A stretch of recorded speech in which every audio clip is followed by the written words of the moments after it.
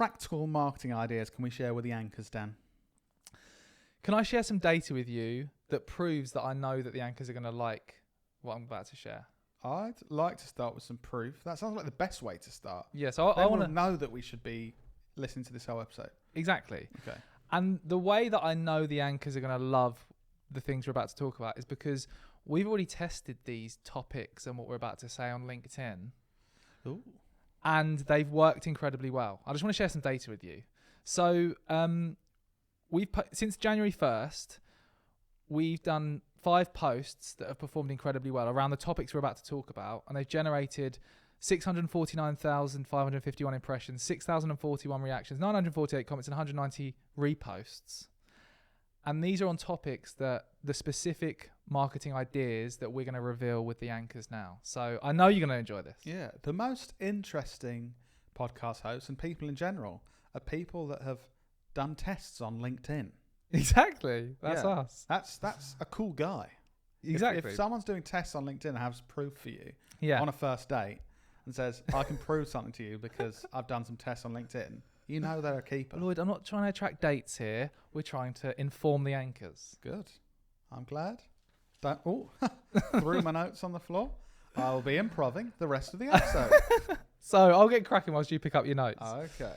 So idea number 1 I want to share with you, Lloyd, is to put your own twist on successful marketing campaigns. Okay. So one of the recent posts we did was breaking down Lidl's new campaign. Have you seen this campaign about their perfume? It's brilliant. Yes, I have. Very briefly, and agreed. Brilliant. Okay, so quick rundown of what the campaign was. Lidl got real life employees who work for their company who have the same names as famous people to feature in recreations of static ads that were promoting perfume, their replica perfume. And the clever bit was they made these ads with the employees with the same names as famous people look like the ads of the real perfume, if that makes sense. Yeah. So they had in the static ads, they had Adele, Shakira, Robbie Williams, and Chris Pratt. These are obviously just people from there that work for them. And it worked incredibly well. But the thing I want to talk about is the response in the comments to this post, which ties in with the idea about putting your own twist on successful marketing campaigns. Was it overwhelmingly positive or negative, the response to the campaign? It was positive, but lots of people on LinkedIn had something to say about this copying another campaign. Oh, okay. Which is what I'm going to get into. Okay. So a lot of the people commenting on this were basically saying that Surreal recently did a campaign where they did something similar. Yeah. They did. We've spoken about that before, haven't we? Yeah. Yeah. This out-of-home campaign where they got that people with famous names, not their employees, but like Serena Williams says that Surreal is the best tasting cereal ever. Yeah. And it was a random woman called Serena Williams. Yeah. And lots of people in the comments were saying they just copied Surreal. And it got me thinking about whether any idea or marketing campaign is original or whether it's been inspired from somewhere else. And I did a bit of diving into this, and this concept isn't new. For years, brands have been doing this exact idea. So a while ago, Burger King did a similar thing. So in 2022, Burger King did a very similar campaign where they had names of famous people saying stuff about their burgers. Yeah. In a few years before that, a big mobile phone brand in New Zealand did exactly the same campaign. So like people are saying you shouldn't copy Surreal with this campaign, Lidl, but like Surreal have got it probably from Surreal somewhere else. It's not their original idea. I think this is an interesting topic, and especially for marketers. And I do think there's 2 things that you're trying to achieve. Either you want to get the results for whatever you're working on, you know, whether that's more sales, more brand awareness for the brand that you're working with in marketing, or you want to impress other marketers. Or maybe you want to kind of do both of those. But I think those people that are saying, oh, they've just copied another person, really, like, I would be thinking, I don't really care what you think about this. Like, as in, if piece of shit. No, if this has been a successful campaign, if I was the marketer or one of the people that worked on this campaign, I wouldn't care that like John on LinkedIn has said, oh, you're copying Surreal. I'd be like, we've we've done Yeah. 3 million in sales on this in the last 2 days, and that's a huge Yeah. success. So I come from the thinking that I don't care that people say, oh, you're copying them. Like, we had something, what did we do? Something in Ibiza, and another agency came up to us. I think we'd spoken about a campaign we'd run, and we said, we were inspired by this content. Yeah, I know.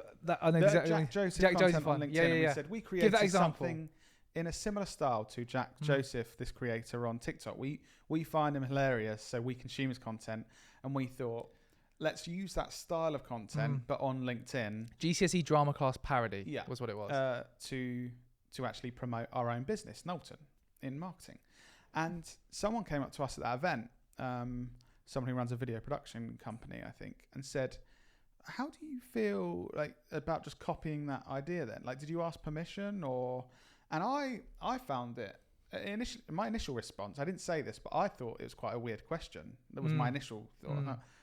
Well, no, of course we didn't ask permission to do a similar type of content, because in my mind, creativity and creating anything is taking the best of other things and being inspired by things, totally agree. and then merging them together to get the best result you can.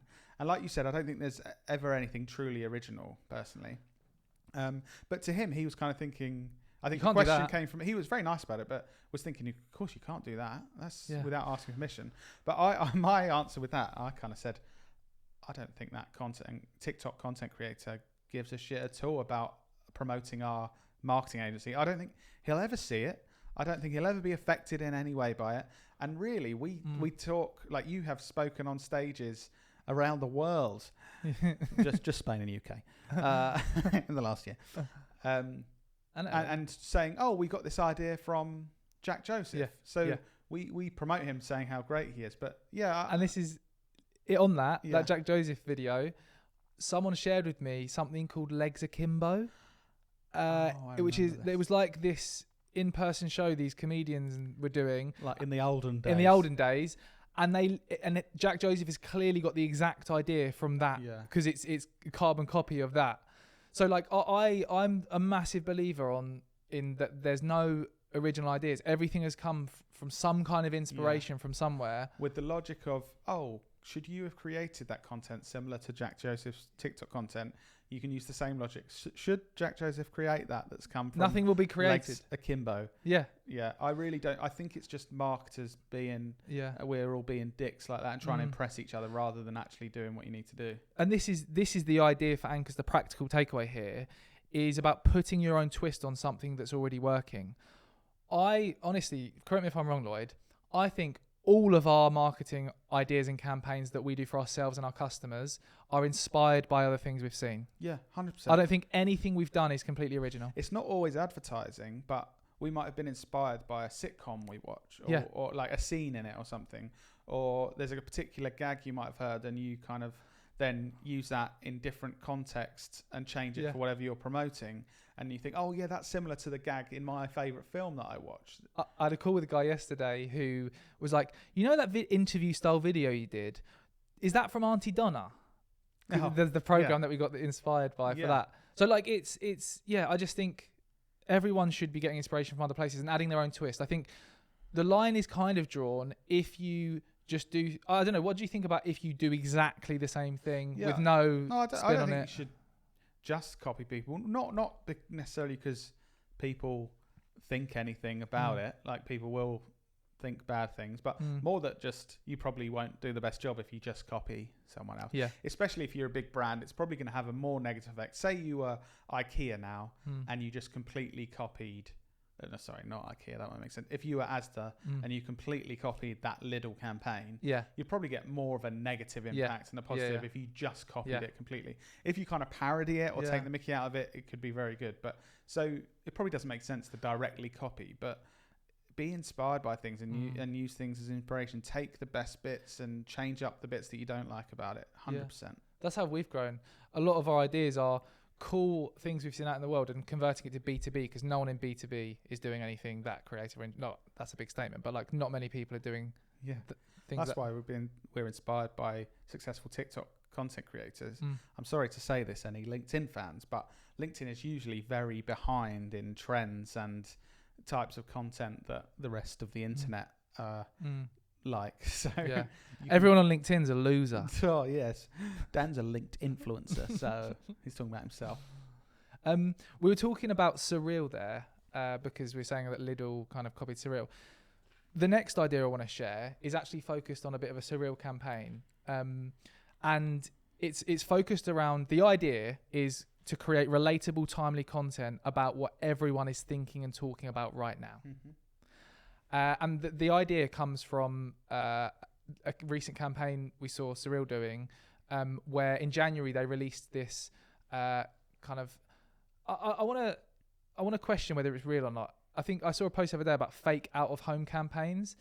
You know, people there's lots of these viral campaigns where it looks like they've got massive billboards out in the real world, but a lot of them aren't actually real. I don't think this was a real out of home campaign. They just did it, designed it in Photoshop.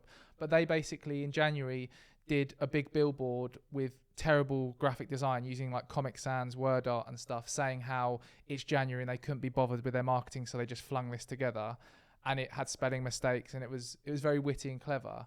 And the reason I think it worked so well was because, one, it was very timely. Everyone at the start of January was thinking what they were communicating. It's the start of January, I can't be asked.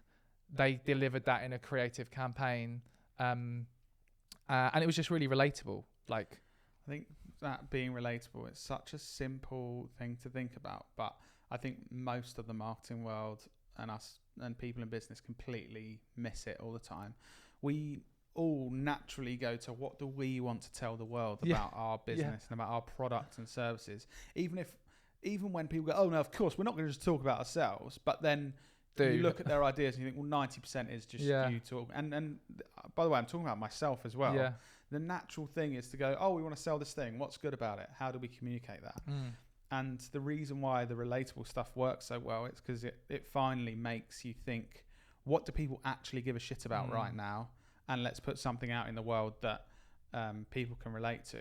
If you look at, right, literally do this because I think this will reinforce this point. If you look at anything you've ever shared on social media with the outside world to help share someone else's content and shared it on like your Facebook or Instagram or whatever, or reposted on TikTok, it's never like a brand just talking about themselves. Look at our cool product. Unless it's part of entering a competition where you have to share the post. But like, it's always something where you've related to it somehow. It's got some kind of values that you relate to, or it's, you know, you're an accountant and it's talking about a relatable thing that only accountants will understand. You resonate with that. So you're like, I want to represent to the world that I relate to this thing. You see something, you think, yeah, that's what I want to communicate to the world. I'm going to share that same thing because I relate to that so much. Exactly. It's like whenever I see on LinkedIn someone talking about something in the marketing space that I agree with, or that I'm thinking but I've never really spoken about, I share it because it's like, that's what I'm thinking. Like, that's the real marketing campaign. Basically, shitloads of people in marketing and just that went to work in January shared it because they basically telling the world, I can't be bothered to work in January. It's just a creative way to share that feeling that they're having. Yeah. So they share that post. And the clever thing is, they're subtly promoting Surreal by doing that. Yeah. They feel like they're sharing with the world how they're feeling. You know, social platforms are all about communicating how you're feeling and in connections and things. Like, that's doing that for the user, but it's also organically promoting Surreal that they haven't paid for that amplification. There's nothing about Surreal in that ad other than it shows the little logo in the corner and Surreal from the account that it's come from. Obviously, they're reaching probably millions of people with that, and that's going to have a positive effect. Like, we do this through tapping into nostalgia as well with campaigns we've run.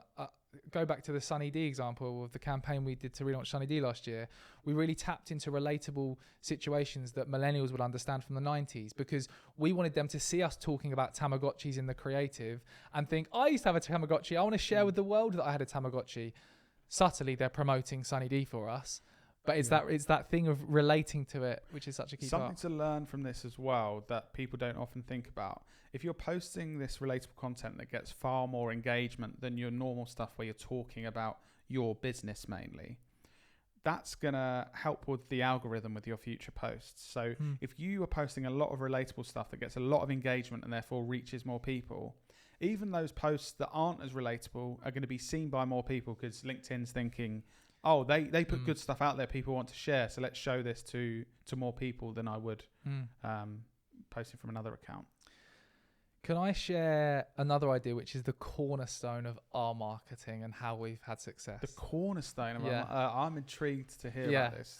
Go for it. Okay, so the idea is to be self-deprecating. I'm rubbish at that. Oh, here we go. Lloyd's really good at taking the piss out of himself. We're really good at taking the piss out of ourselves. And I want to share the example of where this came from. You're screwing your face up. Are you like, what is he about to say? No. Okay. I think you just got a screwed up face naturally. Yeah. That's just my terrible face. Please continue. So, that's an example of being self-deprecating. Yeah, there you go. I want to give an example of us just as part of this. So we recently created these images that we posted across social where we did a photo shoot, and the concept was talking about cliche millennial founders or cliche marketing agency founders, and basically taking the piss out of us of like things that is cliche around that.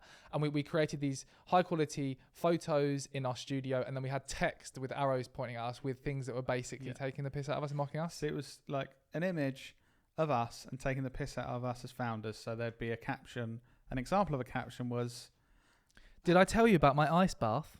Oh, there's one. And another one was, "How did I start my business? Blood, sweat, and daddy's 50k investment." So things like that, taking the mickey out of ourselves and other founders. Lloyd, quick side note just for you anchors.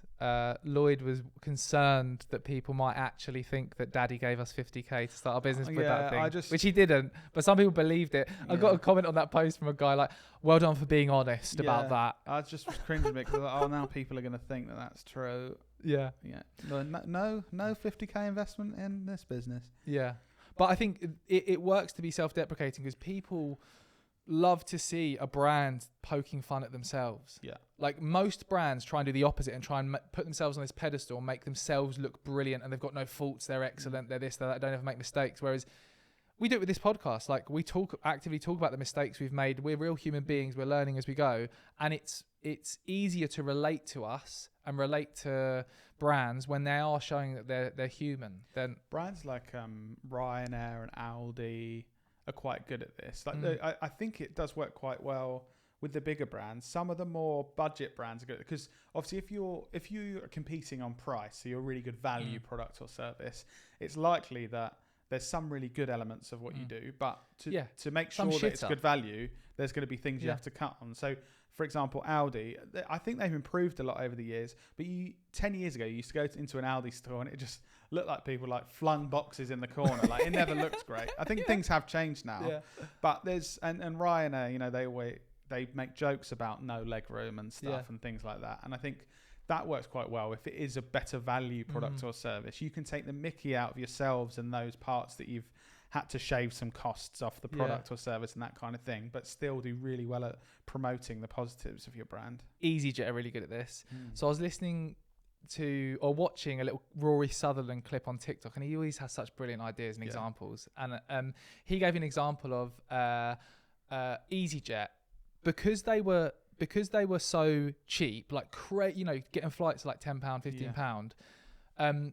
It actually became a bit of a negative thing because people thought it was too good to be true. So you'd see EasyJet fly to France for 15 quid. Although it was a completely legitimate flight, you wouldn't buy that flight because you'd think something's not quite right here. Yeah. So what they did, which is super clever, they started being very overtly clear on it's 15 quid for the flight, but you have to pay for extra baggage. If you're 5 minutes late, or your luggage is overweight, you have to pay an extra 30 quid. So then people are like justifying like, oh, it is 15 quid, but it's because if you don't have this or don't have that, they charge you more. So, it must be legit. Like it's really clever how Ryanair did the same thing as well. That can build trust as well. Because you're being honest about the downside. You are talking about that as well as the positives. Yeah. Yeah. I like that. Really like that. But I'm not very good at it. You are good at it, Lloyd. Self-deprecating. There we go. Oh, ironic. I was being good at it whilst not being good at it. You were. Next idea for anchors I really want to share is about repackaging what you offer in creative ways. And this is a lesson from McDonald's. Okay. So repackage what you offer in creative. It's a kind of lesson or a masterclass in rebranding from McDonald's. Mm-hmm. So tell me if you resonate with this, right? First of all, Lloyd, have you ever been to McDonald's? Couple of times. So you have to have been to McDonald's to get this, but I think most human beings have. I've been a couple of times today. So I noticed a little while ago that McDonald's do something really clever. So, you know, I'm a sucker for their specials. You know, like they have the standard Big Mac, fish fillet. I can't quite remember the menu items. I don't frequent there very often. You know what I'm talking about. So then they have the specials, which are like the Angus steak, blah, blah, blah, blah, whatever it is. I always go for those. But I realised something, that a lot of the time, their specials are just they use exactly the same ingredients as their standard burgers, but they're rebranded differently. So do you remember I saw this and got really excited, double chicken Big Mac? Yeah. It's just 2 mayo chickens in the bun. Or it's just 2 McChicken sandwich chicken bits in one bun. Yeah. And it got me thinking, like, they're super clever because, especially during COVID, when they had huge uplift in demand, they struggled to keep up with the supply of all the ingredients. They basically repackaged and rebranded their current stock in different ways to appeal to different markets and sell more product. Yeah. And I thought, like, that is so clever.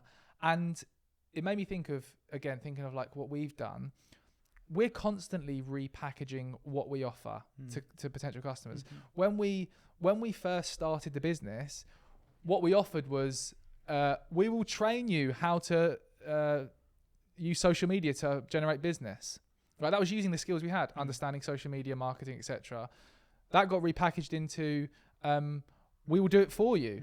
It was the same skills repackaged, you know, and as the years have gone, we've completely repackaged what we've done to appeal to different audiences. So it got me thinking, like, anyone listening to this, you could repackage the exact set of skills you currently have to appeal to more people or a wider audience. I think there's 2 really big positives for this one. One is that if you can repackage what you do and what you offer to your customers, we spoke about it in previous episode, I think, but that allows you to test how different messaging works. So, if it's packaged up this way, our customers love it more than they did packaged this way. So that's a great opportunity to improve what you do.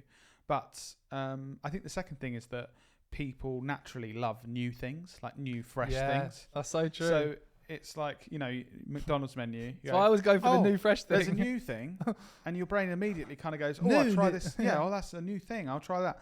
And it's the same, you know, with clothing, new trainers, and quite often they're very similar to the ones they sold last year, but they're new.